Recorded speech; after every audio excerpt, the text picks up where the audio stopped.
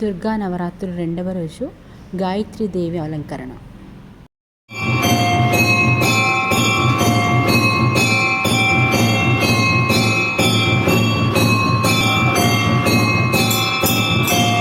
సౌందర్యలహరి శ్లోకాలు 10 నుండి 20 వరకు. శ్రీమాత్రే నమః. చతుర్భిః శ్రీకంఠైః శివయువతిభిః పంచభిరపి ప్రభిన్నాభిः శంభోః నవభిరపి మూలప్రకృతిభిः చతుశ్చత్వారింశత్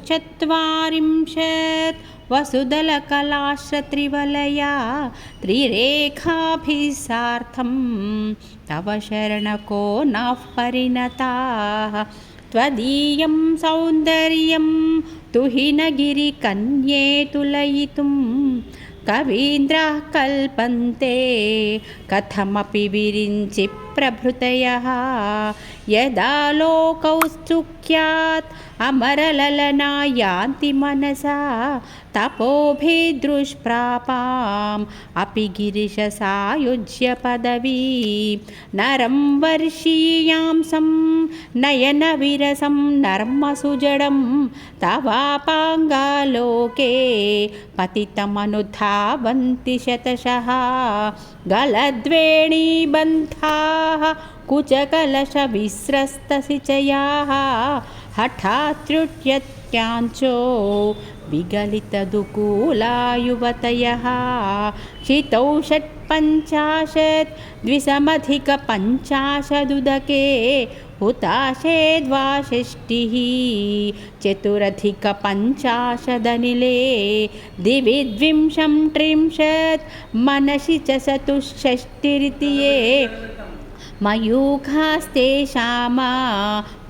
తవ పాదాంబుజయుగం శరజ్యోత్స్నాశుద్ధాం శశియుతజటాజూటమకుటాం వరత్రాసత్రాణా స్ఫటికఘటికా పుస్తకకరాం సకృన్నత్వా నత్వా కథమివ సతాం సన్నిదధతే మధుక్షీరద్రాక్షా మధురిమధురీనాః ఫణితయః కవీంద్రాణాం చేతః కమలవనబాలాతపరుచిం భజంతే ఏ సంతః కతిచిదరుణామేవ భవతి విరించి ప్రేయస్యాః తరుణతర శృంగారలహరీ గభీరాభిర్వాగ్భిః విదధతి సతాం రంజనమమీ సవిత్రీభిర్వాచాం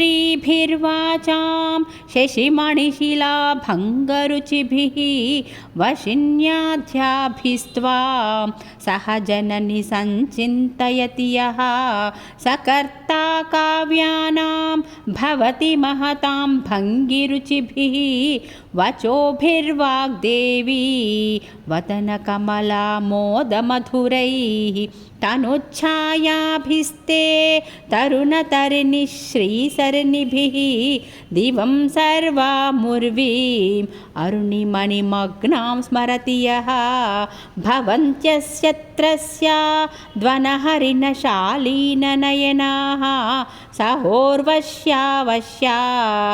కతి న గీర్వాణగణికాः ముఖం బిందుం కృత్వా కుచయుగమధస్తస్య తదధో హరార్థం ధ్యాయేధ్యో హరమహిషితే మన్మథకలాం ససజ్యః సంక్షోభం నయతి వనితా ఇత్యతి లఘు త్రిలోకీమప్యాశు భ్రమయతి రవీందుస్తనయుగాం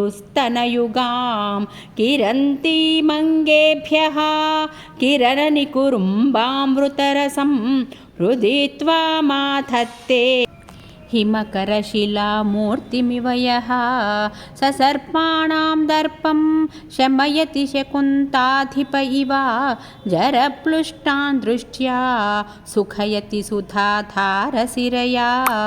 శ్రీమాత్రే నమః.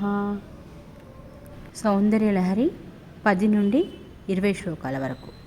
శ్రీమాత్రే నమః.